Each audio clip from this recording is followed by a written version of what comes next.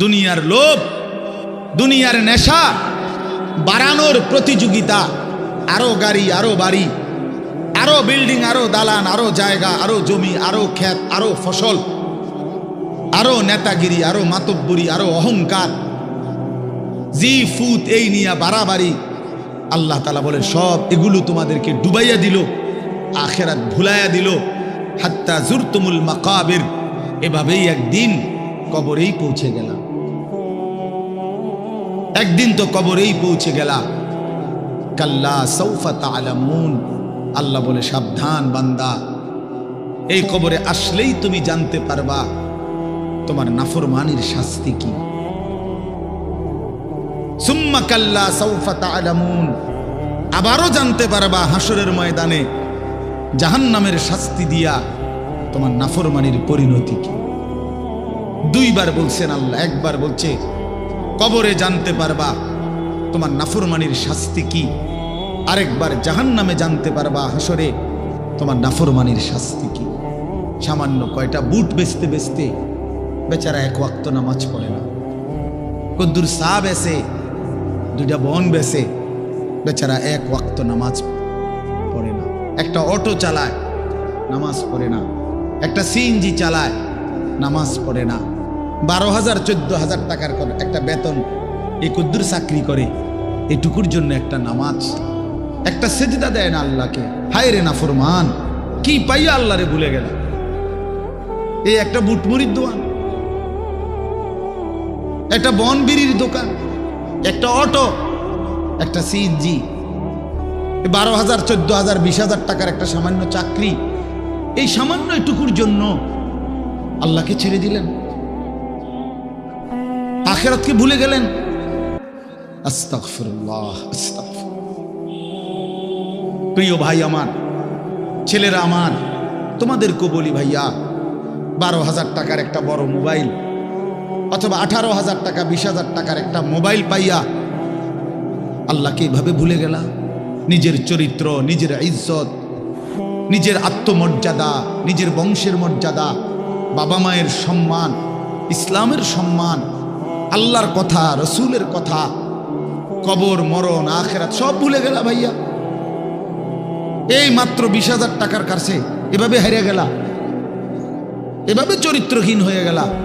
সারা দিন নাই, রাত নাই। আমাদের ছেলেগুলোর দিকে তাকাইলে মায়া হয়। সারাটা দিন হাঁটে, বসে, চলে, ফিরে, শুধু মোবাইল, শুধু মোবাইল, শুধু মোবাইল, শুধু মোবাইল। রাতকে রাত, সারা রাত। ওই দেখেন ওই অপদার্থ কি করে, দেখেন, দেখছেন, দেখছেন ভাই কি পরিমাণ অপদার্থ, দেখেন কি পরিমাণ বেহায়া। চিন্তা করছেন? হ্যাঁ, এটাই জীবন। কিসের ইসলাম? কে বলে, কি বলে? আমার মোবাইল, আমি আছি, আমার মোবাইল আছে, এমবি আছে, চার্জ আছে, খালাস। আর কি, আর কি বল? এই অসভ্যতার শেষ কোথায়? এই নোংরামির শেষ কোথায় বলেন? আমাদের এই প্রজন্ম গিয়ে থামবে কোথায়? 12 বছর 14 বছরের ছেলে যদি দিন রাত এভাবে মোবাইল ব্যবহার করে, তার ভবিষ্যৎ কি? তার আগামীর সম্ভাবনা কি? আগামীর পরিণতি কি বাপ? আপনারা যারা বাবারা এই যে সন্তানগুলো রেখে যাচ্ছেন, এদের ভবিষ্যৎ কি? যে একটা ওয়াক্ত নামাজ পড়ে না, যে আল্লাহর কোরআন পড়ে না। আল্লাহ আমাদেরকে বুঝ দান করেন, আল্লাহ আমাদের দিল দান করেন, আল্লাহ তাআলা আমাদেরকে ফিকির দান করেন। আমার ভাই, আমার বাবা, আমার তাইলে মূল বক্তব্য হলো, আমাদের জিন্দেগির একটা মূল বিষয়, আমরা মুসলমান হিসাবে আমাদের মৌলিক দায়িত্বই হলো দুইটা জিনিস। একটা হলো গুনাহ বর্জন, আরেকটা হলো আল্লাহ তাআলার হুকুম পালন। এটাই আমগো জিন্দেগি। ভাল লাগলো এটাই কাম, ভালো না লাগলো এটা কাম। মন মতো হইল এটাই জীবন, মন মতো না হইল এটা জীবন। কথা বুঝেন না? নামাজ আমারে পড়তেই হবে। এবার যত কষ্টই লাগুক, যত ক্লান্তি লাগুক, আমাকে পড়তেই হবে। সুদ, ঘুষ, মিথ্যা, হারাম রোজগার আমার ছাড়তেই হবে। এবার আমার সামনে বাকি সবাই লক্ষ কোটি টাকার, মিলিয়ন মিলিয়ন টাকার মালিক হয়ে যাক, কিন্তু আমার যেহেতু অনুমতি নাই, আমি এটা যাওয়া যাবে না। এটাই মুসলমান, এটাই জীবন, এটাই তাকওয়া। আল্লাহ তাআলা আমাদের কাছে এটাই চায়, বান্দা গুনাহ বর্জন করো, আমার হুকুম পালন করো, বিনিময়ে আমি আল্লাহর কাছ থেকে অনন্তকালের জান্নাত বুঝে নাও। এটাকেই বলে তাকওয়া। এই ব্যক্তিকেই বলে মুত্তাকি, যে নিজেকে গুনাহ থেকে বিরত রাখে, আল্লাহ তাআলার হুকুমের মধ্যে ব্যস্ত রাখে, আল্লাহর হুকুম পালনে ব্যস্ত, যত কষ্টই হোক। আপনাদেরকে আমি একটা কথা বুঝাই। মনে করেন আমি প্রতিদিন রাতের 3:30, 3টা, 4টা সচরাচর এই টাইমে বাসায় ফিরি। তো ফিরা ফজরের নামাজ হলো 5:40 জামাত, তাহলে আমার হাতে তখন আর সময় আছে 1 ঘন্টা, 1.5 ঘন্টা, 1.25 ঘন্টা এরকম। এখন এই পুরা টাইম আমি বসে থাকাও আমার জন্য কষ্টকর, কারণ আমি এই 11টা বা 12টার দিকে ঘুম থেকে উঠে যে দৌড়াদৌড়ি শুরু করি, হুলস্থুল ব্যস্ততা, রাত 2টা বাজলে 3টা বাজলে আমার শরীরে আর বল থাকে না, আমি প্রচন্ড ক্লান্ত হয়ে যাই। সারা দিনের মাহফিল ছাড়াও আরো বহু কাজের সাথে কম বেশি আমার সম্পৃক্ততা আছে, অসংখ্য দিনই কাজের সাথে ব্যস্ততা আছে। তো এখন 3:30, 3টা, 4টার দিকে যাই আমি বাসায়, গিয়া যখন ঘুমাই তো আর 1 ঘন্টা বাকি ফজরের জামাত, 1.5 ঘন্টা বাকি। আমার জন্য ভীষণ কষ্ট হয় এই সময় আবার উঠা ফজরের জামাত ধরা। আমি আমার ঘুমের চারদিকে 3টা অ্যালার্মওয়ালা, একটা অ্যালার্মওয়ালা ঘড়ি, 2টা মোবাইল, একটা চায়না মোবাইল, পিছনে পুরাটাই স্পিকারওয়ালা, অনেক আওয়াজ হয়, ভীষণ আওয়াজ এটা। এইটা একটা, এই মোবাইল একটা, আবার একটা অ্যালার্ম ঘড়ি, 3টা একসাথে। একটা টি টেবিলের উপরে, একটা আমার কাপড় চোপড় রাখি, আমার একটা ছোট্ট আলমারি আছে, এটার উপরে একটা আমার মাথার কাছে, অর্থাৎ একটু দূরে রাখি এই জন্য যে অনেক সময় হয় কাছেরটা অ্যালার্ম বাজতে বন্ধ করে দিছি ঘুমের তাড়না, তো এইটা তো বাজে, ওইটা তো বাজে। তার মানে 3টা একসাথে যখন বাজা শুরু করে, শেষ পর্যন্ত আমাকে উঠতেই হয়, কারণ প্রচন্ড ঘুম রাইখাও আমি তখন উঠা জামাতে শামিল হওয়ার চেষ্টা করি। কেন? আমি এটা বিশ্বাস করি, মরিবাসি আমারও তো নামাজ পড়তেই হবে। কথা বুঝছেন কিনা আমার? তাহলে এটা যদি কারো সিদ্ধান্ত হয়, ভাই আমাকে এটা পড়তেই হবে, আমাকে এটা করতেই হবে, আমার এটা লাগবেই, এই ছাড়া আমার কোনো উপায় নাই। তো এই ছাড়া যেহেতু আমার কোনো উপায় নাই, অতএব এটাই আমার জিন্দিগি, এটাই আমার জীবন, এটাই আমার জীবন। এই পৃথিবীর সব মানুষ, পৃথিবীর সব সুন্দরী দেখুক, আমার জন্য যেহেতু অনুমতি নাই, আমি শুধু আমার বিবিকেই দেখি। কথার কথা, আমার যেটা অনুমতি আছে আমি তাকেই দেখতে হবে। এই পৃথিবীর কোটি কোটি মানুষ হারাম রোজগার করুক, কিন্তু আমি বিশ্বাস করি আমার আখেরাত আছে, আমার আল্লাহর সামনে হিসাব দিতে হবে। অতএব আমরা এই মাদ্রাসায় পড়ুয়ারা, কত কত মসজিদের ইমাম, আমাদের 10,000, 8,000 টাকা বেতন, 12,000 টাকা বেতন, অথচ বিবি অসুস্থ, একটা অপারেশন করতে গেলে বলে 50,000, 60,000, 1 লাখ টাকা। বেচারার চোখ দিয়া পানি পড়ে যে হায় কোত্থেকে কি হবে। কিন্তু এরপরেও এই 8-10 হাজার টাকা বেতনে আমাদের এই কওমি মাদ্রাসাগুলোর বেতন, উস্তাদদের যা বেতন তো আমরা বলি না, এই যাই একটু ওজিফা দেয়, এটা তো এক একজনের 50, 60, 70, 80 হাজার টাকা করে, ঠিক না? কি বলে জানেন? অল্প কয় টাকা, অল্প কয় টাকা। এইটুকু দিয়ে খোদার 30 দিন আখেরাতের আশায়, পরকালের আশায় কলজা বাইন্ধা হারাম থেকে বাইচা জিন্দিগি চালায় বাপ। কারণ মুমিন বিশ্বাস করে এটাই আমার শেষ না, ইমানদার বিশ্বাস করে মুত্তাকি বিশ্বাস করে এখানে আমার শেষ না, ऐसे रहे या वैसे रहे वहां देखना फिर कैसे रहे। দুনিয়া এমনি কিংবা হেমনে একভাবে না একভাবে থেকেই গেলাম, দেখার বিষয় হলো সেখানে কেমন থাকবো। নিজের ভালো দরকার, নিজের কল্যাণ দরকার, নিজের বিবেক নিজের অনুভূতি দরকার। আমি যদি কিছুই উপলব্ধি না করি তো কি শুনলাম? 30 বছর জুমার বয়ান শুনে, 40 বছর ধরে জুমার বয়ান শুনতেছে, অথচ বেচারার কোনো পরিবর্তন নেই। এ কি জিন্দেগি? 30 বছর ধরে বয়ান শুনতেছে, অথচ কোনো চলাফেরা, আদব, আখলাক, চাল চলন, উঠা বসা, লেনদেন, আচরণ, উচ্চারণ কিছুতেই পরিবর্তন নাই। তো কি ফায়দা হল বলেন? এই জন্য দয়া করে কোরআনুল কারীম আমাদের জিন্দেগি পরিবর্তনের জন্য, জীবন সাজিয়ে তুলবার জন্য, হুদাল্লিন নাস, এটা মানুষের হেদায়েত, হুদাল্লিল মুত্তাকিন, যারা আল্লাহকে ভয় করতে চায়, আখিরাত পেতে চায়, জাহান্নাম থেকে বাঁচতে চায়, আল্লাহর নাফরমানি ছাড়তে চায়, জান্নাত পেতে চায়, আল্লাহ পাকের গোলামি আর বন্দিগি করতে চায়, আল্লাহ বলেন তাদের জন্য সুস্পষ্ট পূর্ণাঙ্গ নিখুঁত হেদায়েত। এখান থেকে জান্নাত, একদম নিখুঁত লোকেশন। কোরআন লোকেশন একদম নিখুঁত। কোরআনুল কারীম আল্লাহ তাআলা এই জন্যই নাজিল করছে। বহু সিফাত কোরআন শরীফের আল্লাহ তাআলা বলছে। মাউইযাতুন, এটা উপদেশ, বুশরা, এটা সুসংবাদ, রাহমাতুন, এটা রহমত, বাসাইরুল লিন্নাস, এটা মানুষের জন্য অন্তর্দৃষ্টি সম্পন্ন জ্ঞান, গভীর জ্ঞান, এটা তিবিয়ানান লিকুল্লি শাই, সমস্ত বিষয়ের পরিপূর্ণ বিস্তারিত বর্ণনা। এসব কোরআনের বৈশিষ্ট্য। মা ফাররাতনা ফিল কিতাবি মিন শাই, আল্লাহ তাআলা বলেন কোরআনুল কারীমের মধ্যে আমি কোনো কিছুর আলোচনা ছেড়ে দেই না।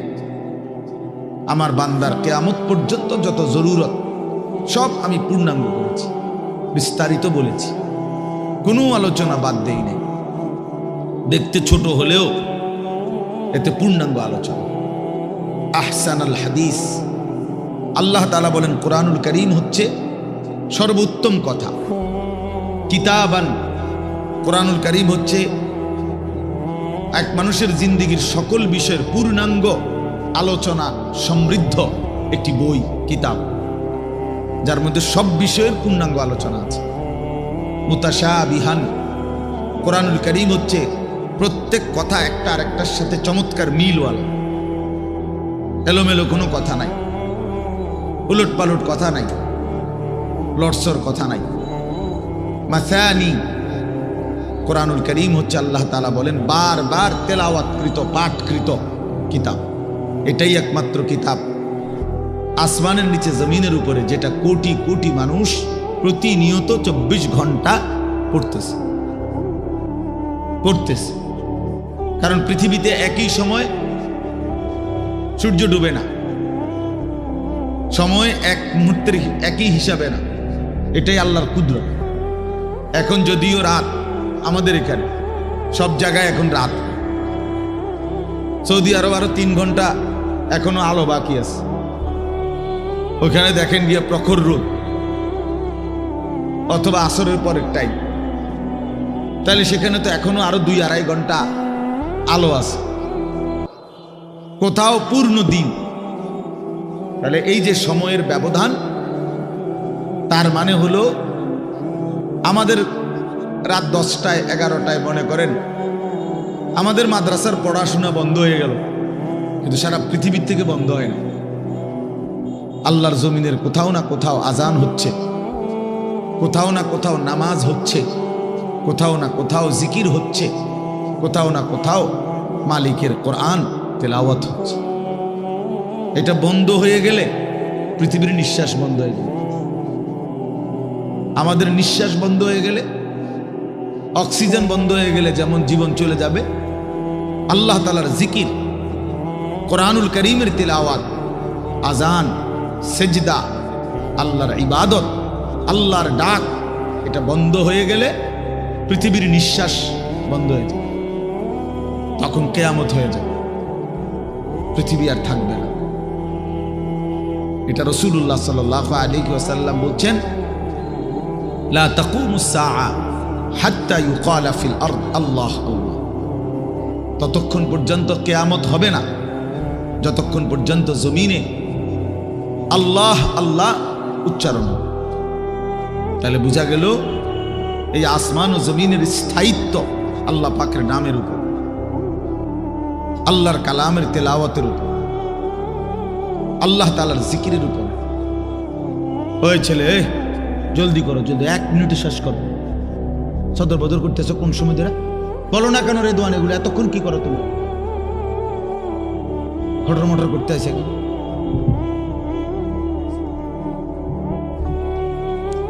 তো এই জন্য বাপ, আমরা প্রত্যেকেই এটা মনে রাখা যায়, কোরআনুল কারীম আমাদের জিন্দেগি পরিবর্তনের জন্য কতভাবে যে আপনার আল্লাহ তাআলা কোরআনুল কারীমের মধ্যে কোরআনুল কারীমের বৈশিষ্ট্য তুলে ধরছেন বহুভাবে। কোরআনবিহীন জিন্দেগি একটা ফালতু জিন্দেগি। কোরআন তেলাওয়াত করতে পারে না, একেবারে দেখে দেখেও আল্লাহর কোরআন পড়তে পারে না, এটা ফালতু মুসলমান, একদম ফালতু লোক, এটা বাজে মানুষ, এটা আকামলা লোক, এটা বাদ কতটি খায় আর ঘুম যায়, আসছে দুনিয়া সিত্তিয়া ঘুম যায়, তুমি চিনছে বাতের থালা, ফাঙ্গাস আর তেলাপিয়া, বুঝেন নাই? এটাই চিনছে, দুনিয়া চিনছে, ভাত, মাছ, বিল্ডিং, ঘর, দালান, পেশাব পায়খানা, যৌন চাহিদা পূরণ, জিফুত লইয়া কাবজাব, এইটাই মনে করছে সে জীবন। অথচ এইটা কাফের মুশরিকদেরও জীবন, এটা জন্তু জানোয়ারেরও জীবন। সমস্ত বেঈমানও এই খাদ্য পানীয়, আহার, নিদ্রা, কামাই রোজগারি, যৌন চাহিদা পূরণ, পেশাব পায়খানা, ঘুম ইত্যাদি নিয়েই ব্যস্ত। জন্তু জানোয়ারও এগুলো পূরণ নিয়ে ব্যস্ত। তা আমি যে মুসলমান, আমার আলাদা বিশেষত্ব কি? আমার আলাদা গুণাগুণ কি? বাতখানার নাম নিয়ে মুসলমান বলেন, ঘুম যাওয়ার নাম নিয়ে মুসলমান। তো তাই বিল্ডিং করছেন আপনি, আমি একটা বিরাট মুসলমান, হুজুর আল্লাহর রহমতে 6 তলা বিল্ডিং করছি। আপনি 6 তলা বিল্ডিং করছেন? এই 4 তলা, 6 তলা, 10 তলা এই সমস্ত বিল্ডিং আমাদের বাংলাদেশে যেগুলো, ইউরোপ, আমেরিকা, এগুলো তো গণা তো ধরেন, তো গরু গরু মনে করেন, এগুলোর তো তারা গরু গরু মনে করেন। আমার একজন পরিচিত আছে, জাপানের থাকে, উনি আমার বলছে, হুজুর আপনারা যে সমস্ত প্রাইভেট কারে চলেন, এগুলো দিয়ে আমাকে জাপানে ছাগল টানে। তো এইখানে এগুলাতে আমি যদি বলি, মিয়া চিনেন কত বড় বক্তা, প্রাইভেট কার দিয়ে আসছি, ঠিক খামখেয়ালি মনে করছেন মিয়া? তো এইটা কি আসলে? প্রাইভেট কার দিয়ে আইলি কি, সে প্রাইভেট কার দিয়ে তো ছাগল টানে। তার মানে এখানে আহামরি কিছুই না। এজন্য বাপ, মুসলমানের সন্তান আমরা, আমি একজন মুসলমান আজ এত বছর ধরে, অথচ আমি আমার মালিকের কোরআন পড়তে পারি না, আমার মালিকের নামটাই সুন্দর করে নিতে পারি না, আমার রসুলের শেখানো একটা দোয়া মুখস্থ বলতে পারি না। এর চাইতে দুর্ভাগ্য, বদনসিব আর কি হতে পারে? এর চাইতে ফালতু জীবন আর কি? যে তার মালিকের নামটাই নিতে পারে না, যে তার মালিকের কিতাবই পড়তে পারে না, যে রাসূলুল্লাহ সাল্লাল্লাহু আলাইহি ওয়াসাল্লামের শেখানো দোয়াই পড়তে পারে না, যার কলিজার ভিতরে আল্লাহর কোরআনই নাই, তার জীবনটা একেবারে একটা বেহুদা জীবন, একেবারে পরিষ্কার হাদিস।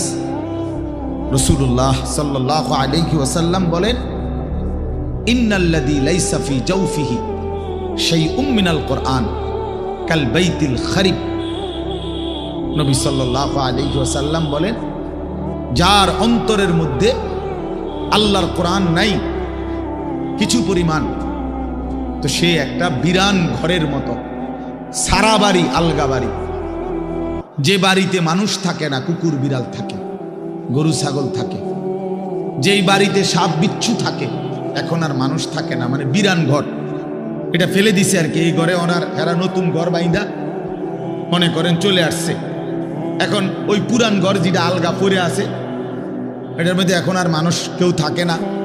তো এটার মধ্যে আপনার কুকুর বিড়াল থাকে, সাপ বিচ্ছু থাকে, এই সমস্ত পোকামাকড় থাকে। এটারে কয় বাইতুল খারিব, বিরান ঘর, সারা বাড়ি। আপনারা কি করেন আমি জানি না, আপনাদের অঞ্চলে কি বলে কর সারা বাড়ি, বুঝছেন তো কথা এটা না? ও তো সারছে, বুঝলেই। এই সারা বাড়ি